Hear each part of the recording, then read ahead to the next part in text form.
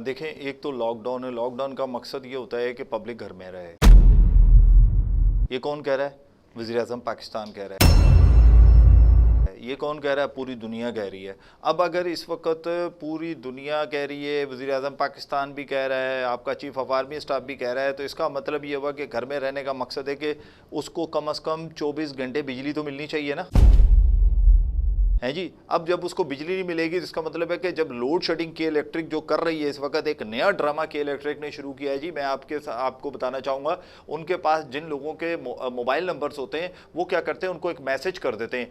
24 घंटे में 3 मरतबा वो एक एक घंटे का मैसेज करते हैं कि ये अभी इतने बजे आपकी बिजली जाएगी, इतने बजे आएगी, इतने बजे।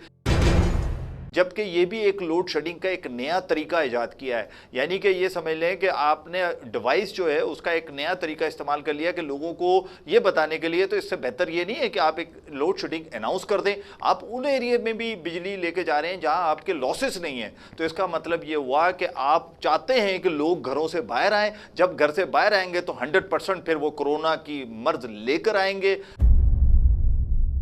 जब वो मर्ज लेकर, बीमारी लेकर, वबा लेकर अपने घर जाएंगे तो 100% उनको कोरोना होगा। तो कोरोना कराने में मुझे ऐसा लगता है कि के इलेक्ट्रिक अपना रोल प्ले कर रही है। एक ये गवर्नमेंट ऑफ पाकिस्तान को इस तरफ सोचना चाहिए।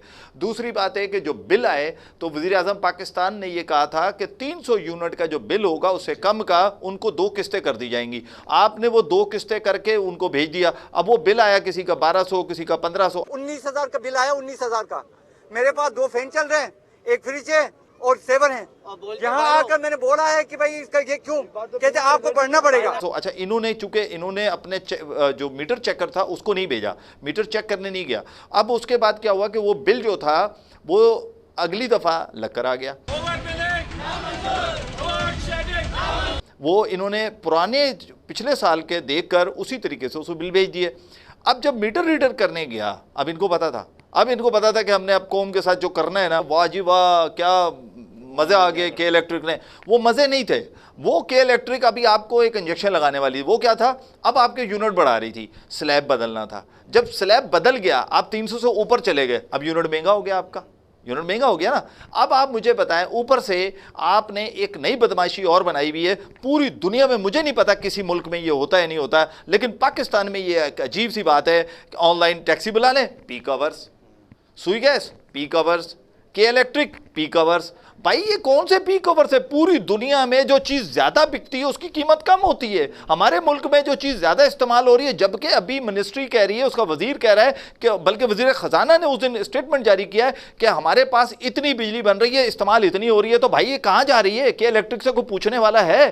फ्यूल एडजस्टमेंट चार्जेस आप लगा कर लोगों को भेज रहे हैं। और दूसरी बात है कि 6:30 बजे से लेकर 10:30 बजे तक आप 4 घंटे के लिए आप पीक आवर्स ले लेते हैं। वो यूनिट आपको पीक आवर्स का जो है वो तकरीबन 20 रुपए से ऊपर का पड़ता है। और फिर इसके अलावा जो टैक्सेस आप ले रहे होते हो, गवर्नमेंट जो टैक्सेस डालती है, तो हमारे वजीर आजम पाकिस्तान इमरान खान साहब ने ये कहा था और हम बड़े खुश हुए थे। उन्होंने कई इंडस्ट्रीज के अंदर से कहा था कि ठीक है, हम ये टैक्सेस माफ कर देंगे। बिल्कुल कर दें आप, हम आपकी बात को मानते हैं कि अच्छी बात है, लेकिन क्या ये टैक्सेस आम सारिफ को, उसके घर में जो बिजली में लगकर आ रहे हैं, जर्नल सेल्स टैक्स, ठीक है, के इलेक्ट्रिक टैक्स, ठीक है। अब मुझे बताएं कि ये अगर इसको टैक्स को भी, अगर वो विद होल्डिंग टैक्स है, इसको अगर गवर्नमेंट कुछ नहीं कर सकती तो 50% रिलीफ दे दे उसमें से, तो बिजली और सस्ती हो जाएगी।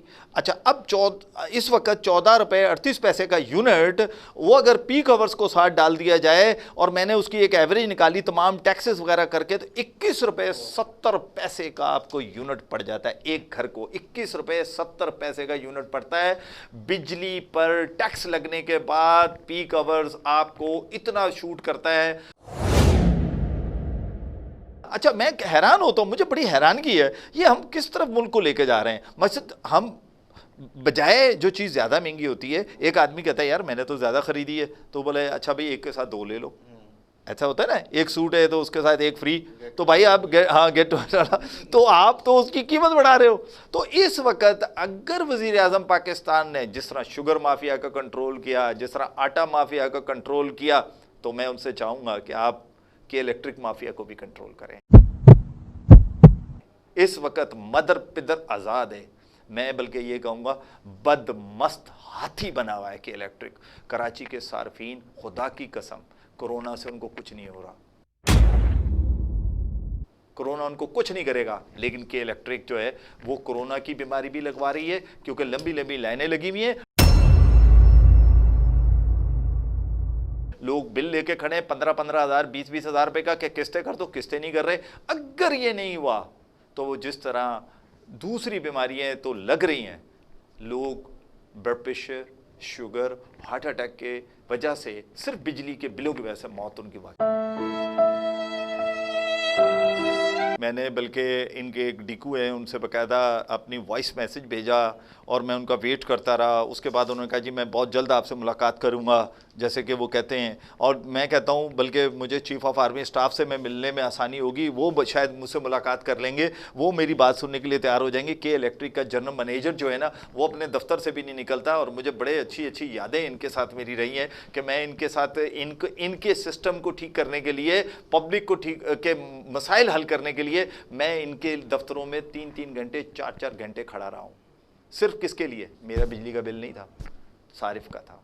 लेकिन जहां आपने अभी लोड शेडिंग की बात की, अभी जिस इलाके में आप मेरे साथ प्रोग्राम रिकॉर्डिंग कर रहे हैं, आपके करीब का इलाका लोड शेडिंग की वजह से बंद है इस वक्त।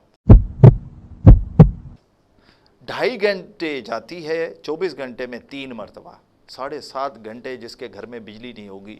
आप मुझे बताएं वो क्या करेगा? वो जाके बाहर दरवाजे पे बैठेगा या कहीं गली में घूमेगा? बाहर जाएगा तो पुलिस उसको डंडे मारेगी कि अंदर जाओ। तो मुझे बताएं कि कहाँ का छोड़ा